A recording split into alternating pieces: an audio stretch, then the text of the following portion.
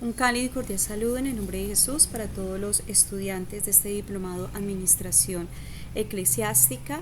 Esta es la grabación de la clase número 4, módulo 3, parte 1, que lleva por título Ejemplos bíblicos de administración. En este material podemos encontrar 3 ejemplos bíblicos de administración. El primer ejemplo es la creación, que es muy importante que tengamos en cuenta este ejemplo. El segundo ejemplo es Moisés y el segundo ejemplo es organización del campamento y tabernáculo. En el primer ejemplo que tenemos, que es la creación, el cual encontramos en Génesis capítulo 1 y capítulo 2, podemos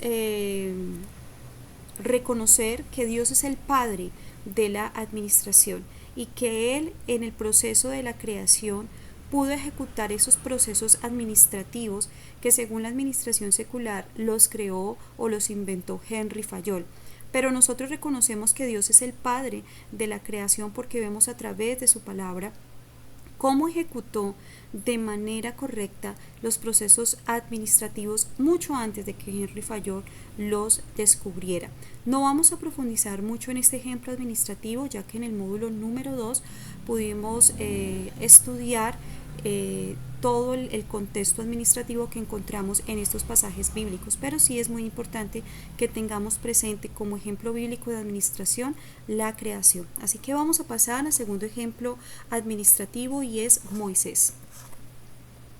Para esto vamos a ir a la palabra del Señor en Éxodo capítulo 18, del verso 13 al verso 22, y vamos a resaltar algunos aspectos administrativos importantes que encontramos en estos pasajes bíblicos. Verso 14 dice: viendo el suegro de Moisés todo lo que él hacía con el pueblo, dijo: ¿qué es esto que haces tú con el pueblo? ¿Por qué te sientas tú solo y todo el pueblo está delante de ti desde la mañana hasta la tarde? Miren, aquí podemos encontrar una pregunta que es muy importante y es una pregunta que debemos hacérnosla cada uno de nosotros que somos administradores, que somos mayordomos de Cristo. ¿Por qué estás trabajando tú solo? Si hay tantas personas a nuestro alrededor, el ministro de culto es una persona que está rodeado de muchas personas en su congregación. Entonces, si hay personas a nuestro alrededor, la pregunta es: ¿por qué estamos trabajando nosotros solos? Recordemos que un buen administrador es el que despierta en las otras personas los dones y talentos y además ubica esos dones y talentos, los organiza y hace un buen uso del recurso humano que está alrededor de él. Entonces, un buen administrador no trabaja solo. Quizás un buen ministro sí trabaja solo. Recuerden la diferencia entre ministerio y administración. Ministrar es servir. Administrar es servir, pero ordenadamente. Moisés estaba ejerciendo un ministerio, pero no una administración. Él estaba sirviendo a Dios, estaba sirviendo al pueblo, pero Jetro llega a enseñarle administración, que es un servicio ordenado. Y esa pregunta es para cada uno de nosotros: ¿por qué estás solo trabajando? ¿Por qué te sientas tú solo? Era un trabajo muy arduo que estaba realizando Moisés. En este mismo capítulo dice que esto lo hacía desde la mañana hasta la tarde. Verso 17 dice de la siguiente manera: entonces el suegro de Moisés le dijo: no está bien lo que haces. La pregunta es: ¿por qué no estaba bien lo que Moisés estaba haciendo? Moisés estaba ejerciendo un ministerio, lo que ahorita les estaba diciendo. El pueblo se presentaba delante de Moisés y Moisés juzgaba todo asunto y declaraba las ordenanzas de Dios. Él no estaba haciendo nada malo, pero ¿dónde está la respuesta o dónde está lo malo?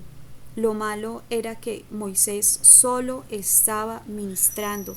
Por eso ministerio debe de ir siempre de la mano con la administración. Y verso 18 dice: desfallecerás del todo tú y también este pueblo que está contigo, porque el trabajo es demasiado. ¿Cuántos creen que el trabajo en la obra del Señor es demasiado? Claro que sí, es arduo, es pesado, no es fácil. Por eso el ministro de culto no lo puede hacer solo, el administrador eclesiástico no puede hacerlo solo. Cuando un administrador o un ministro de culto está ejerciendo toda la labor él, tiene el riesgo, en el verso 18 podemos ver los riesgos, la consecuencia de solo ministrar, de solo servir. ¿Cuál es la consecuencia? Desfallecimiento, agotamiento, cansancio físico, emocional y muchas veces hasta espiritual. La persona se siente cansada en todas sus áreas, agotada en todas sus áreas. Entonces no es solamente servir, no es solamente ministrar, sino que tenemos que hacerlo de manera ordenada, de manera organizada, que eso es la administración, un servicio organizado. Entonces vemos que Jetro llega para enseñarle a Moisés esos principios administrativos. Y uno de los principios administrativos que encontramos en estos pasajes es la división de trabajo. La división de trabajo es un principio que induce a la especialización de funciones. Además, este principio nos ayuda a formar equipos de trabajo para la dirección y desarrollo del proyecto. O sea, en este principio división de trabajo, el ministro de culto no se echa toda la carga a él, sino que él empieza a dividir el trabajo, y esto lo vemos en estos pasajes. Jetro le enseña a Moisés este principio administrativo, la división de trabajo. Dentro de este principio que es división de trabajo, debemos de tener en cuenta el siguiente proceso. Dentro del principio de división de trabajo hay un proceso que no podemos pasar por alto. Para nosotros llevar a cabo una división de trabajo, tenemos que realizar el siguiente proceso. Primero es capacitar. Y segundo, hay que elegir perfiles. Y vamos a ir a Éxodo 18, verso 20. Dice la palabra del Señor. Le dice Jetro a Moisés: y enseña a ellos las ordenanzas y las leyes, y muéstrales el camino por donde deben andar y lo que han de hacer. Enséñales, o sea, capacitar. Recordemos los módulos pasados. Aquí de pronto vamos a empezar a compendiar un poquito lo que hemos visto en los otros módulos. La importancia de, antes de mandar a hacer algo al líder, hay que primero que capacitarlo. Y mire que dentro de la división de trabajo, porque nosotros en nuestras iglesias locales dividimos el trabajo, están los que trabajan con los niños, con los caballeros, con las damas, está evangelismo, están los de aseo, y dependiendo la iglesia, la cantidad de miembros que tenga la iglesia, pues se debe dividir más el trabajo. Entonces mire que nosotros practicamos dentro de nuestras iglesias locales este principio administrativo que es la división de trabajo, pero a veces olvidamos ese proceso tan importante que conlleva la división de trabajo. Primero es capacitar, y Jetro se lo dijo a Moisés: y enseña a ellos las ordenanzas y las leyes, muéstrales el camino. A veces nombramos líderes en nuestras iglesias locales, pero no les mostramos el camino. Entonces tenemos líderes desubicados que no saben a dónde están ni para dónde van. Entonces dice: y muéstrales el camino por donde deben andar y lo que han de hacer. Cada líder debe ser instruido en su ruta de trabajo. Cada líder debe saber cuál es su rol, cuál es el papel que desempeña, cuáles son sus funciones. Esto debe de saberlo con claridad. No podemos tener líderes solamente de nombres, sino que debemos capacitarlos. El verso 21 y también verso 25, el otro proceso es elegir perfiles. Recordemos, yo creo que todos ustedes ya han estudiado los módulos pasados, que no solamente es fijarnos en la disposición y en el buen testimonio del hermano para un liderazgo, sino que además tenemos que capacitarlos, que esta persona sea idónea, que esta persona tenga el perfil para ese cargo que se le va a delegar. Verso 21 dice así la palabra de Dios de Éxodo capítulo 18.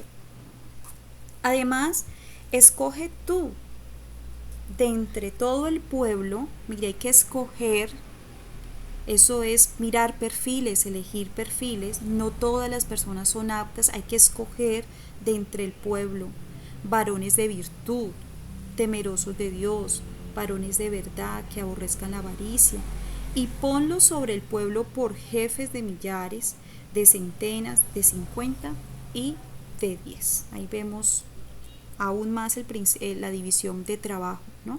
Según las capacidades de cada uno, entonces cada uno iba por jefes, unos eran jefes de millares, otros jefes de centenas, otros de 50 y otros de 10. Entonces dentro de la división de trabajo hay un proceso. ¿Cuál es el proceso?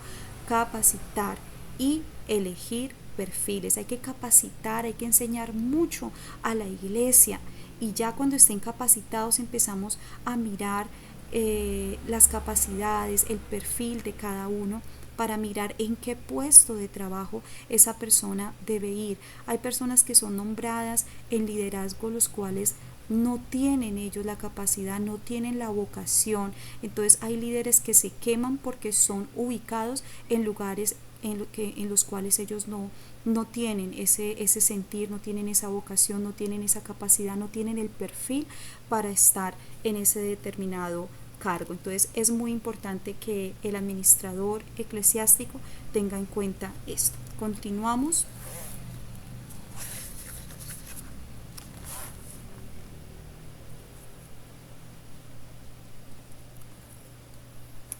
Hay una herramienta muy importante que se llama un diagnóstico de involucrados. Es una herramienta administrativa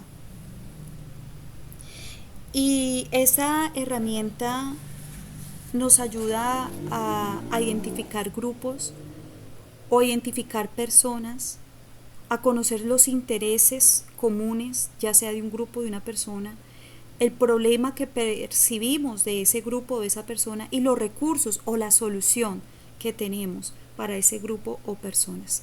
Entonces, un diagnóstico de involucrados es una herramienta para identificar actores interesados en el proyecto. Incluye la investigación e interpretación de sus necesidades, capacidades, dificultades y soluciones. En dicho análisis, además de identificarlos, definimos su rol, participación e impacto. Entonces, aquí en la imagen, que ustedes también la van a encontrar en su material de estudio, podemos encontrar un ejemplo de un diagnóstico de involucrados educativo. Entonces, en la parte donde dice grupo, podemos encontrar el grupo de estudiantes, grupo de docentes del curso y grupos de dirección académica. Entonces vamos a mirar la primera parte y sería grupo estudiantes, intereses. Resulta que se identifica que dentro del grupo de estudiantes el interés común de ellos es la facilidad en el desarrollo de tareas y trabajo en grupo. Pero también encontramos problemas percibidos en ese grupo de estudiantes. ¿Cuáles son los problemas? Problemas de tiempo y distancia para desarrollar trabajos en equipo. La mayoría debe realizar diferentes actividades, situación que imposibilita reunirse para trabajar fuera del horario académico. Entonces, intereses, vemos que les gusta trabajar en equipo, pero también encontramos problemas, que hay distancia, hay otros que quizás carecen de equipo para reunirse virtualmente, bueno. Y en la parte de recursos dice que recurso humano dispuesto a participar de las actividades, indicaciones y nuevas pedagogías impartidas en el curso. Entonces ellos van a hacer un curso donde van a capacitar, donde van a buscar de pronto posibles soluciones para que ese grupo de estudiantes puedan reunirse y cuenta con un recurso humano capacitado, dispuesto para enseñarle a este grupo de estudiantes. Bueno, ¿cómo aplicaríamos esto nosotros a la iglesia? Resulta que nosotros hacemos esta misma tablita, colocamos, puede ser grupo o puede ser personas. intereses, problemas percibidos y recursos. Por ejemplo, si usted quiere hacer un diagnóstico de involucrados de los líderes de su congregación, entonces usted no colocaría tanto grupo sino persona. Entonces, persona, Juanito, el hermano Juan.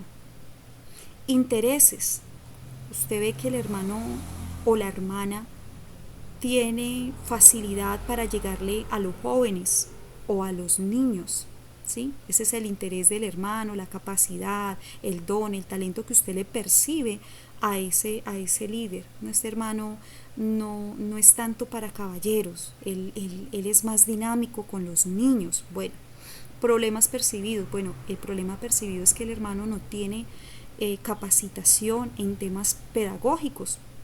Si se está pensando en colocarlo como maestro de escuela dominical, no es solamente que tenga carisma, sino que también tenga un conocimiento en pedagogía para que pueda transmitir de manera efectiva la enseñanza a los niños.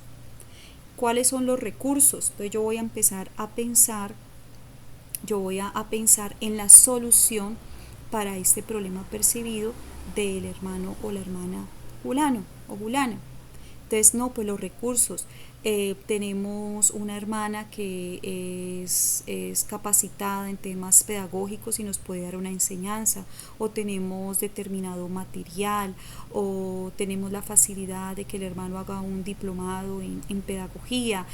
Bueno, se va a mirar el recurso, la solución. Entonces usted va a tener un diagnóstico de involucrados, va a tener como el perfil, va a tener un panorama. A veces cuando nosotros cogemos las ideas y las organizamos en un papel, eso nos ayuda a tener una mejor claridad de lo que vamos a hacer, de las personas que tenemos. O si usted va a hacer un diagnóstico de involucrados grupales, entonces usted va a colocar damas, en otro va a ser caballeros, en otro niños.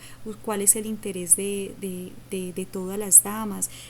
Por ejemplo, ¿cuál es el común denominador? Si usted tiene un ejemplo, 20 damas en su congregación, pero 15 de ellas resulta que son madres solteras. Entonces hay un interés ahí, hay un común denominador dentro de ese grupo de damas. ¿Cuáles son los problemas percibidos? No, pues es que ellas están desorientadas, hay unas que están afligidas por la situación.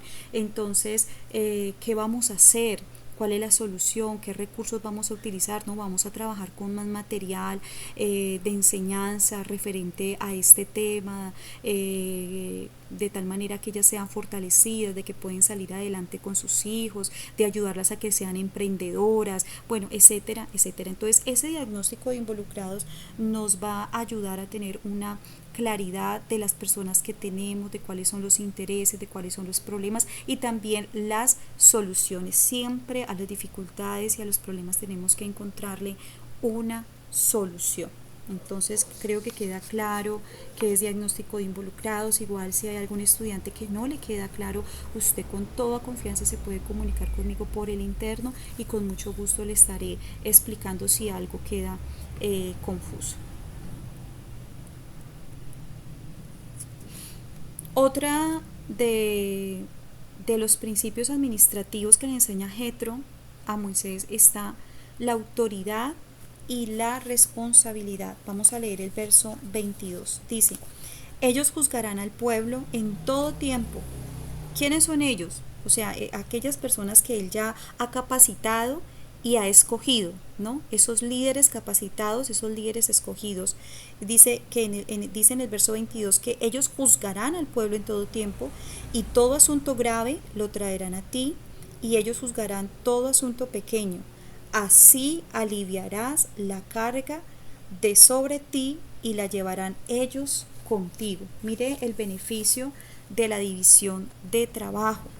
Y no solamente de la división de trabajo, sino el dar autoridad y responsabilidad a los líderes. ¿Por qué? Porque a veces pasa de que el pastor nombra una líder de damas, pero de igual manera es el pastor el que organiza los cultos, el que dice quién va a cantar, quién va a dirigir, quién va a predicar. Entonces esto tiene como resultado de que hay una líder de damas de nombre, pero en sí toda la carga la está llevando el pastor. Entonces no, el pastor debe dejar claro cuál es la responsabilidad de cada líder y también delegar hasta cierto punto autoridad. Cada líder debe de saber con claridad qué asuntos él puede manejar, debe estar capacitado para eso. Lo que dice aquí, asuntos pequeños, ellos lo van a manejar. Ellos juzgarán al pueblo en todo tiempo y todo asunto grave lo traerán a ti y ellos juzgarán todo asunto pequeño. Hay asuntos que los líderes deben de estar capacitados para que puedan atender esos asuntos, para que el pastor, el administrador eclesiástico no se sobrecargue, y ya lo que son asuntos graves sí deben de traerlo al pastor. El pastor puede dar un aval, puede dar una aprobación, pero no lo debe de hacer todo. En el ejemplo que yo les colocaba ahorita, que la líder de damas solamente está de nombre, pero el pastor igual es el que delega, el que dice este hermano predica, esta hermana dirige, este canta los coros. No, eso lo debe hacer la líder o el líder asignado, y sí presentárselo a su pastor. Entonces el pastor dice, sí, está de acuerdo la lista, pero el trabajo lo debe hacer es el líder y el pastor solo debe de aprobar. Entonces es muy importante la autoridad y la responsabilidad, y mire que vemos estos principios administrativos en la palabra de Dios: autoridad y responsabilidad, y esto trae un gran beneficio. Mire que está diciendo en la última parte: así aliviarás, le dice Jetro a Moisés, así aliviará la carga de sobre ti y la llevarán ellos contigo. Hay asuntos que se puede encargar el líder. Si en el baño se acabó el papel higiénico, o no hay los implementos de aseo para el lugar congregacional, pues debe de haber un líder que atienda esos asuntos, que gestione, que mire qué va a hacer para proveer los implementos de aseo o las cosas que hacen falta. Entonces el líder se puede encargar de eso, no que todos van a donde el pastor se acabó el límpido, el fa, hace falta esto. No, son asuntos que lo puede manejar el líder encargado. De esta manera pues el administrador eclesiástico va a aliviar la carga, y pues la carga va a ser compartida. Si uno carga solito una mesa, pues el esfuerzo va a ser mayor, pero si llega otra persona a ayudarle, pues la carga se va a aliviar, y si llega otro, pues va a ser mucho más fácil. Entonces esto es administración. Lo otro que podemos encontrar es la unidad de mando. En este mismo pasaje encontramos la unidad de mando. Dice que todo asunto grave lo traerán a ti. A pesar de que las personas capacitadas y escogidas se les es delegada una cierta autoridad y una responsabilidad, hay también una sujeción, y hay un reconocimiento de que hay una unidad de mando. Dice que todo asunto grave lo traerán a ti. Todo colaborador responde a un solo jefe. Esto lo vemos en todas las empresas, en todos los negocios. Hay muchos trabajadores, hay administradores, pero en sí hay un jefe, ¿sí? Que es como la cabeza de la empresa, del negocio. Entonces hay que tener mucho cuidado. Ustedes en su material van a encontrar esto: cuidado con las deformidades organizacionales. En un libro de administración encontré algo que me gustó mucho, y es: cuidado con los monstruos de dos cabezas, con esas organizaciones que no tienen una cabeza, sino que tienen dos cabezas. Entonces es muy importante de que dentro de cada iglesia local tenga una sola cabecita. ¿Cuál es la cabecita de esa iglesia local? El pastor. Todo asunto debe de pasar, debe de ir a la cabeza principal, que es el pastor. Si hay dos cabezas, si los que mandan en una iglesia local es el pastor, pero el diácono manda igual que pastor, pues eso pueden ser deformidades organizacionales. O se aplica de pronto a la familia pastoral. Si mi esposo también manda, pero yo también mando igual que él, o lo desautorizo, entonces eso está indicando que hay una deformidad organizacional. O si es el hijo del pastor o la hija del pastor que quiere colocar en disciplina a los hermanos de la iglesia, o la esposa del pastor, y el pastor ni siquiera se ha enterado. Entonces eso son deformidades organizacionales. Hay asuntos que solo le competen al administrador eclesiástico, al ministro de culto, al pastor.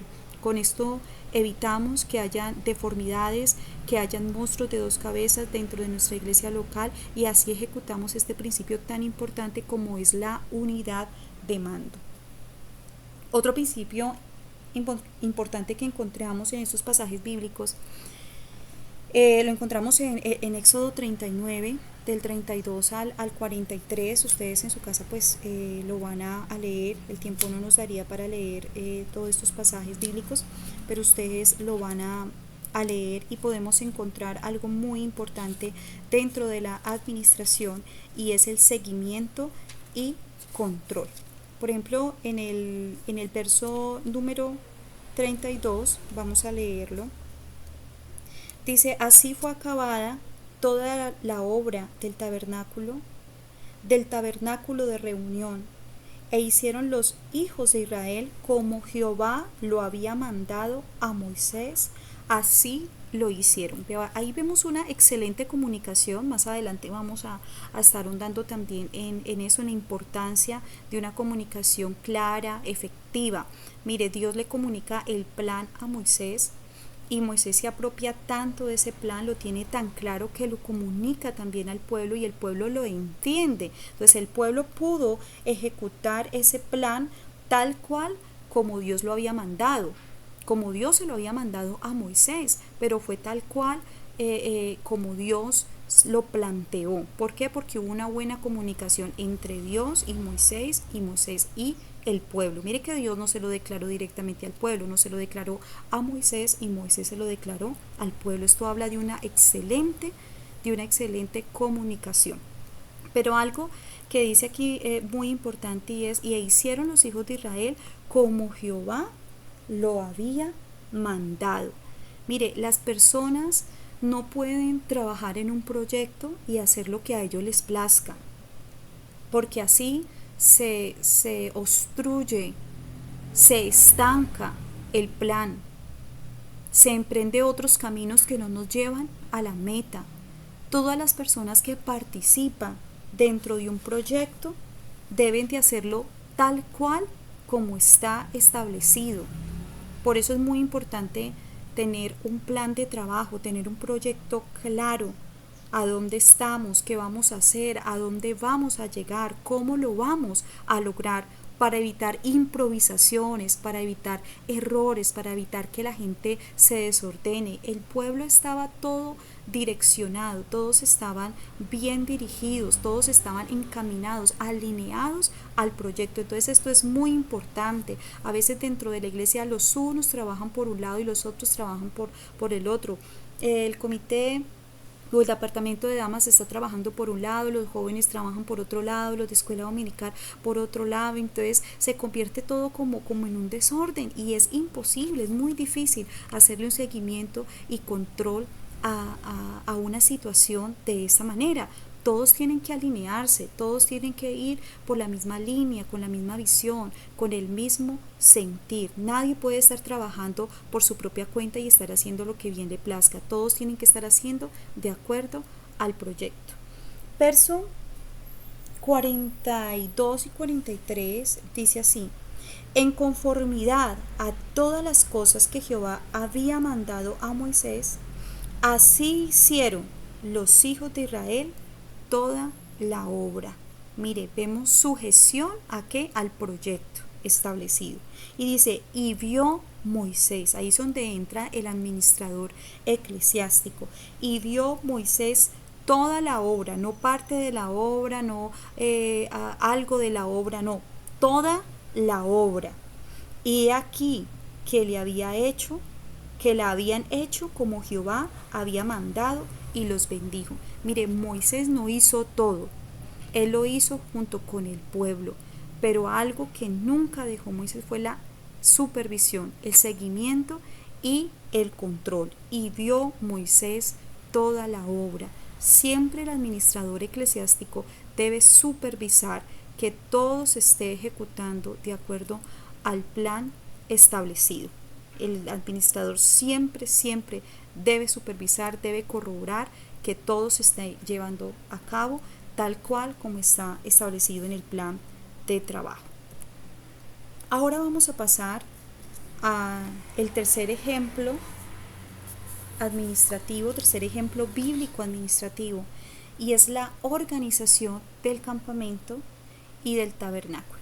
Esto lo podemos encontrar en Números capítulo 1, del verso 1 al 34. Nuevamente ustedes en su casa pues van a tener una lectura más detallada para que puedan entrar en contexto con este pasaje.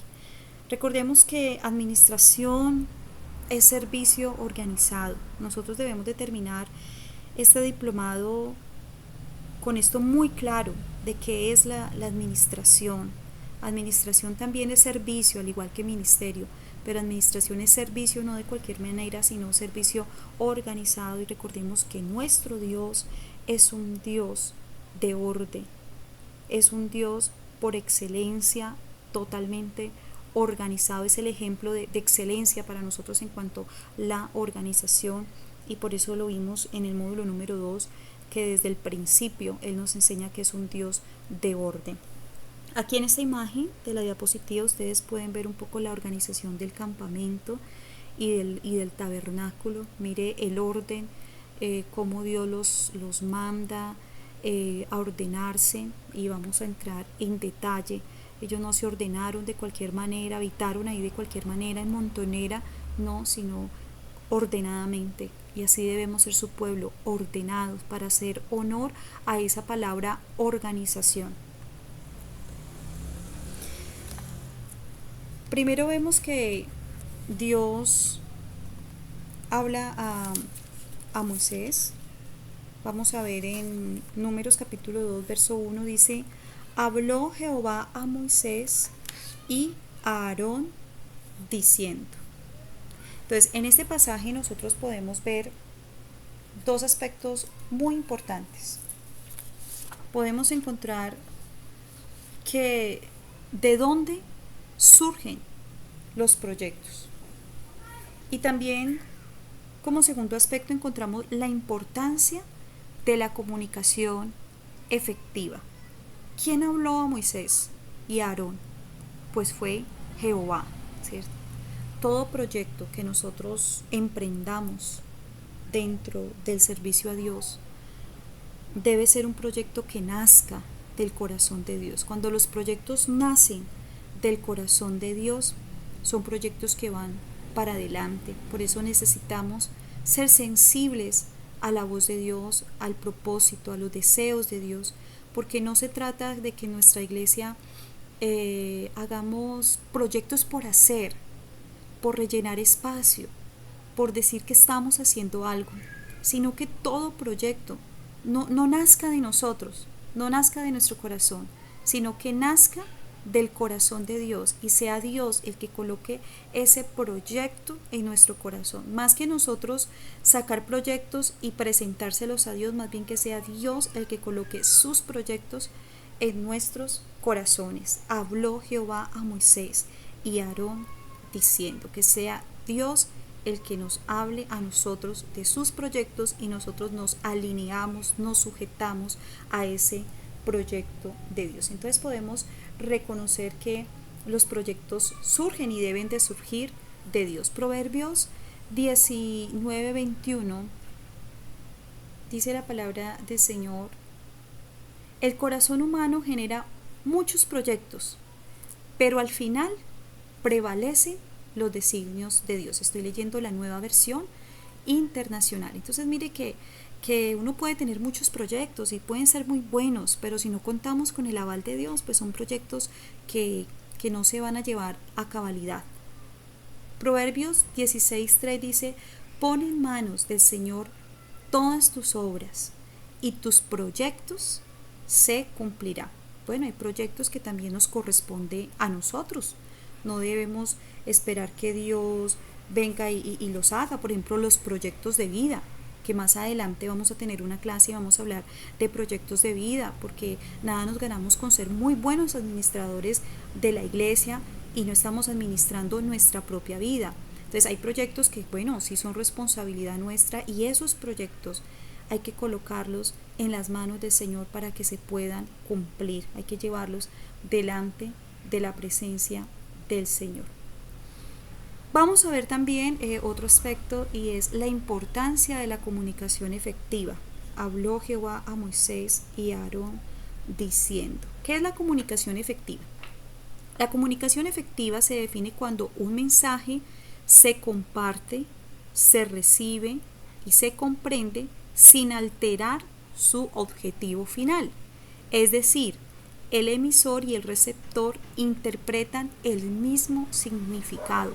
Esto es muy, muy importante, mis apreciados estudiantes, administradores, mayordomos de Cristo, que aprendamos a comunicarnos efectivamente, que cuando usted le transmita a su iglesia local esos proyectos que se van a realizar, ese proyecto que Dios colocó en su corazón, usted sepa comunicarlo, usted se cerciore, se asegure de que las personas, de que los receptores captaron la información. Por eso hay que preguntarle a las personas qué entendió, más que decirles me entendieron, porque las personas a veces por pena dicen sí, entendimos.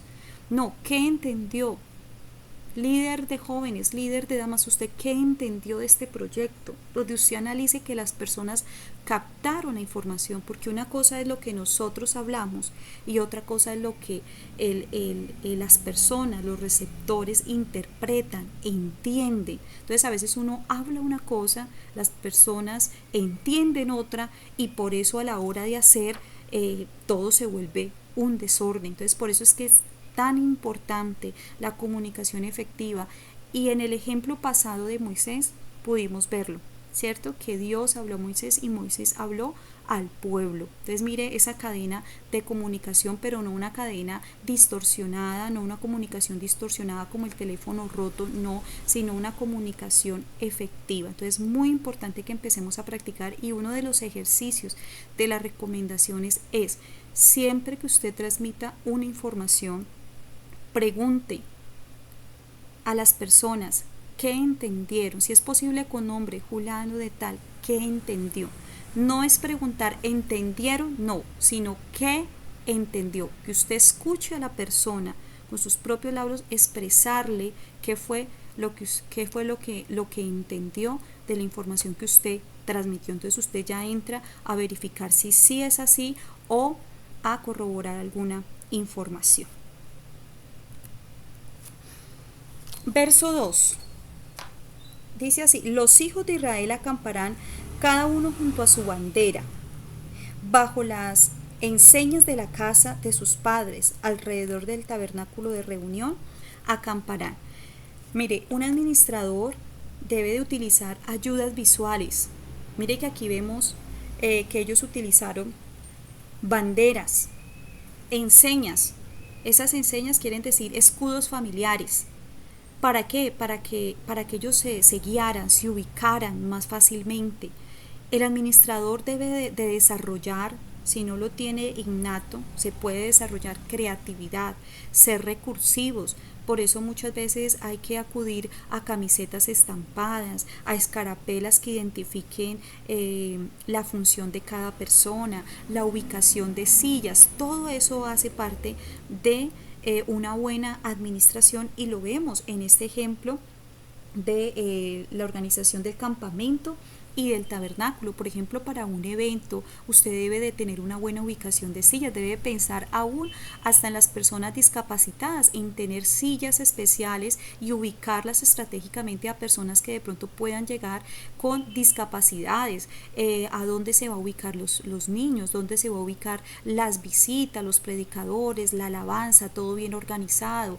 Todas esas cosas hacen parte de una buena administración. Yo les compartía que hace poco estuve en un evento en Cali y me impresionó muchísimo la organización de este evento, y no solamente la organización, sino la formalidad de los organizadores, de todos los que hacían parte de la logística de ese evento. Esa calidad y esa calidez humana de estas personas lo hacían sentir como si no los conociera desde hace muchos años. Inclusive ellos, las personas no llegaban y se sentaban en cualquier parte, no, cada silla tenía estaba reservada con el nombre de la persona.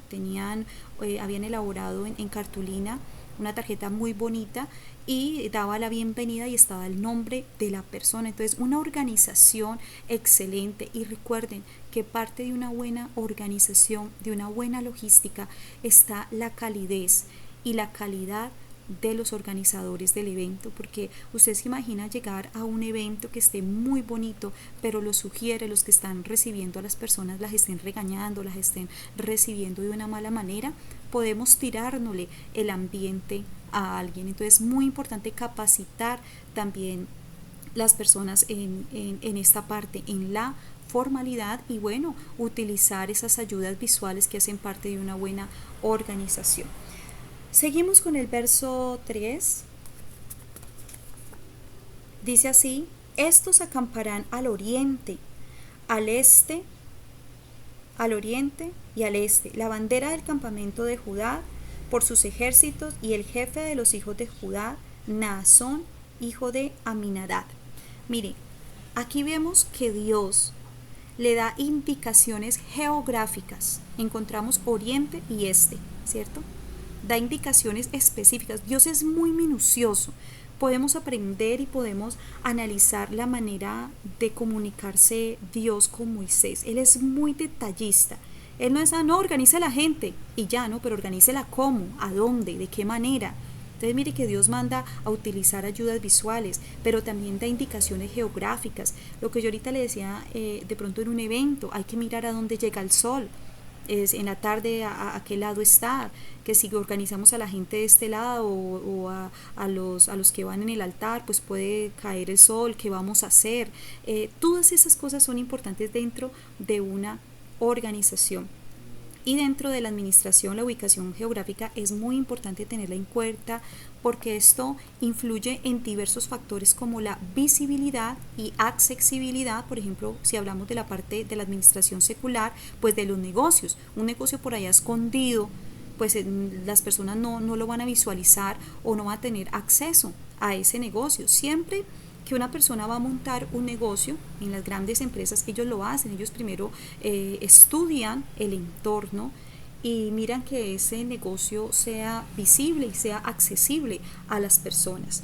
Esto también les da un mejor panorama del tipo de proveedores, de los clientes que van a tener acceso al negocio. Entonces, la localización óptima se dice en la administración secular que puede determinar el éxito o el fracaso del negocio o del proyecto. Por eso es muy importante también que nuestras congregaciones estén bien ubicadas, estén ubicadas estratégicamente, que sean visibles, que sean accesibles a las personas, que puedan ellos llegar hasta ese lugar, que la gente la pueda reconocer, que si usted coge un taxi, el taxi tenga en cuenta, sí, yo he visto tal iglesia en tal lugar porque es un lugar visible. Entonces mire que todas estas cosas hacen parte de una buena administración, que las indicaciones geográficas, y me encanta cómo Dios es un Dios de detalles. Y algo que me gusta aquí es que mire que él también menciona a personas, ¿sí? Y dice: la bandera del campamento de Judá por sus ejércitos, y el jefe de los hijos de Judá. Mire, menciona cargos, luego menciona nombres, Naasón, y luego da detalles, hijos de Aminadab, como quien dice, si hay otro Naasón, para que no se vayan a confundir, que sea el hijo de Aminadab. Eso es comunicación efectiva. Nosotros no debemos suponer que las personas no entienden. No, a las personas hay que hablarles como si fueran niños, hay que hacernos entender, hay que ser muy minuciosos en el momento en que nosotros estamos transmitiendo un proyecto. Verso 3. Esto es lo que le está diciendo, que dice nombres, Naasón, para que no se hayan confusiones. Hay que nombrar las personas, hay que nombrar sus posiciones también y dar detalles. El verso 4 dice: su cuerpo de ejércitos con sus contados, 74.600. Mire, Dios es detallista y exacto en todo. Dios utiliza cifras. Cada tribu tenía su número de personas. ¿Esto qué nos enseña a nosotros como administradores? Que nosotros debemos de saber cuántas personas nosotros estamos manejando. Esto se llama caracterización del personal. Debemos de caracterizar el personal que está a nuestro cargo.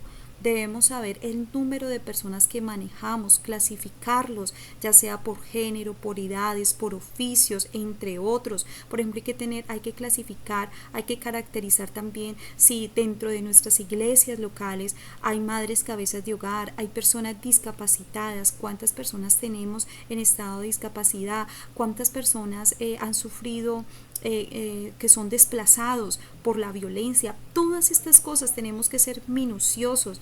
A nosotros anualmente nos están preguntando cuántas damas tenemos en nuestra congregación, y a esa hora empezamos a contar. Nosotros tenemos que tener una lista detallada de las personas que tenemos y también estar depurando. Si hay una hermana que falleció o hay una hermana que se fue para otro lugar, entonces tenemos que estar depurando ese listado y tener muy claro el número de personas que están a nuestro cargo. Esto lo hacía, señores, es un ejemplo que Dios nos da: utilizar cifras, tener una caracterización del personal que está a nuestro cargo. Y Dios tenía perfectamente el número de personas que pertenecían a cada tribu. Mire, este es un ejemplo. Quizás si nosotros lo leemos Números capítulo 2, pues uno como que de pronto no entiende, pero este es algo muy importante, las ayudas visuales, el hacer a veces el dibujito. Por eso a veces es importante hasta para nosotros mismos aprender y entender dibujar, tener una ayuda visual. Mire que ahí tenemos las 12 tribus, 3 al norte, 3 tribus al este, al sur tenemos otras 3 tribus y al oeste tenemos otras 3 tribus. Cada tribu tenía su número. La tribu de Aser habían 41.500, la de Dan 62.700, y Dios lo sabía a la perfección. En el centro tenemos a los levitas, que no fueron contados como tribus. Esto lo vemos en el verso 33. Mas los levitas no fueron contados entre los hijos de Israel, como Jehová lo mandó a Moisés.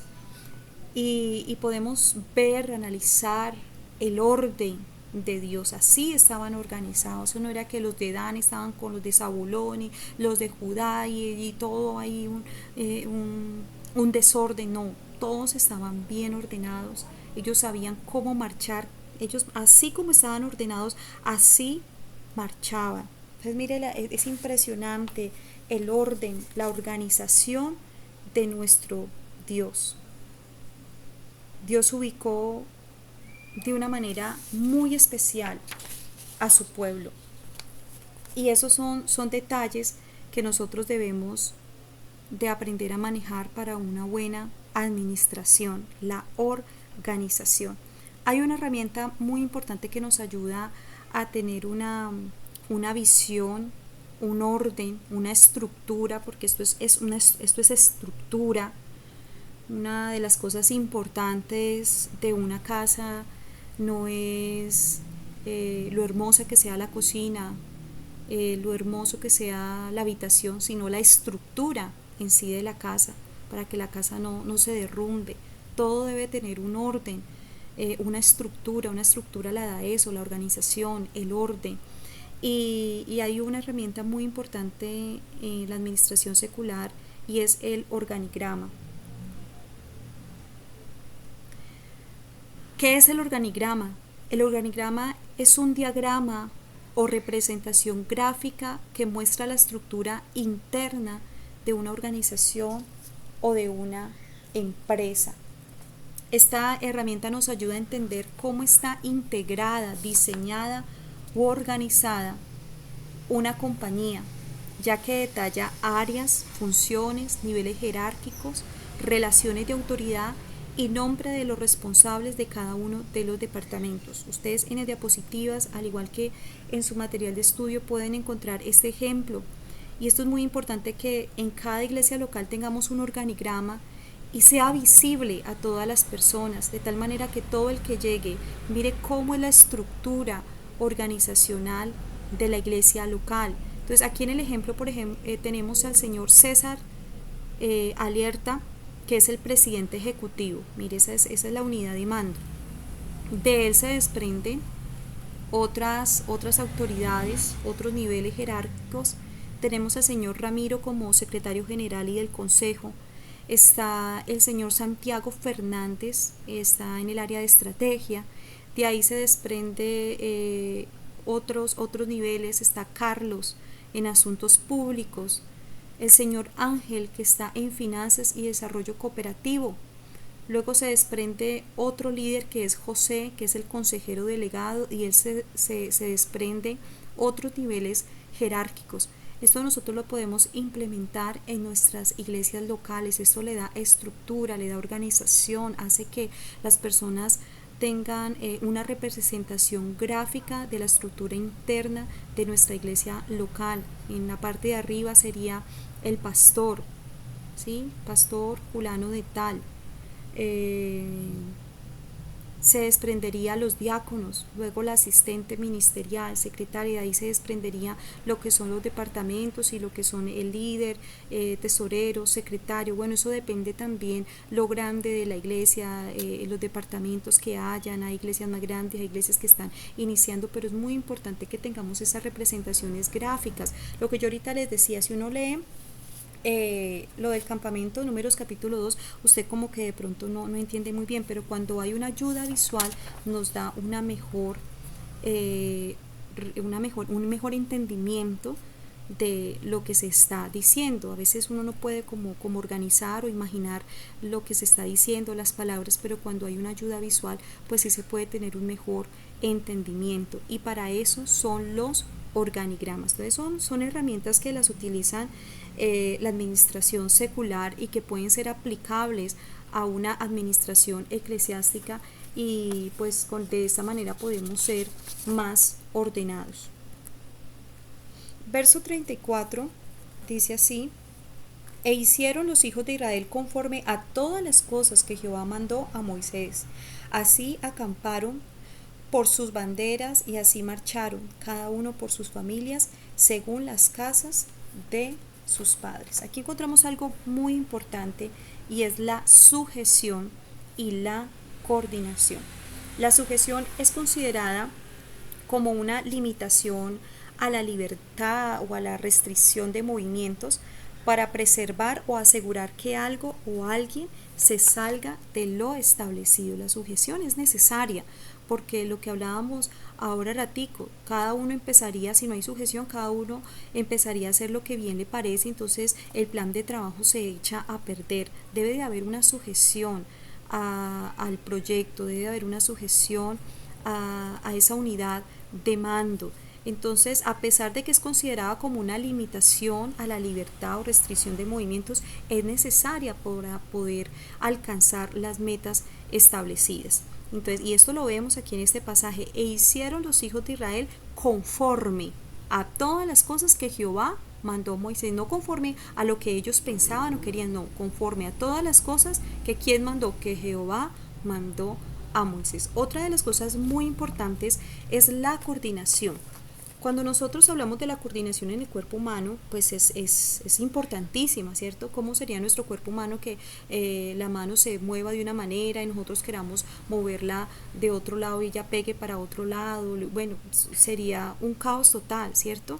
Entonces, la movilización en el cuerpo humano nos facilita la realización de movimientos ordenados y dirigidos.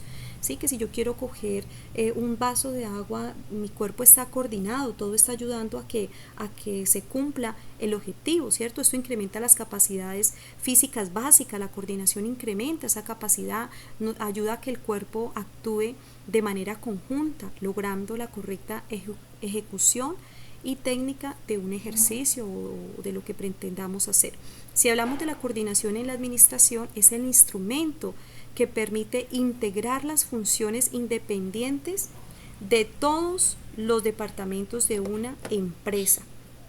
Esto con el fin de alcanzar eficientemente las metas establecidas, a pesar de que cada persona está trabajando de pronto en su departamento, en su área, en su papel, en su rol, pero todos esos roles juntos van en una misma dirección. Que ustedes lo pueden ver ahí en la imagen de la diapositiva, que hay varias personas, pero todo está engranado, todo está sincronizado. Así debe ser la iglesia, que los que están trabajando con los niños, a pesar de que están trabajando con niños, aparte de las damas, pero todo debe de ir sincronizado. Y esto lo vemos en el ejemplo del campamento, que en la adoración, en la marcha, como en la guerra, el pueblo se movía como un solo hombre. Tanto al reposar como al movilizarse, se observa un orden impresionante dentro del campamento. Nadie podía hacer lo que bien le parecía, lo que no había sido indicado, sino que cada uno hacía con exactitud lo que se le había mandado. Entonces, esto es hasta el momento de este material de la clase número 4, ejemplos bíblicos de administración. Espero que haya sido este material de grande bendición para su vida. Recuerden que vimos 3 ejemplos: la creación, Moisés, y la organización del campamento y del tabernáculo. A todos, Dios les bendiga y hasta la próxima clase.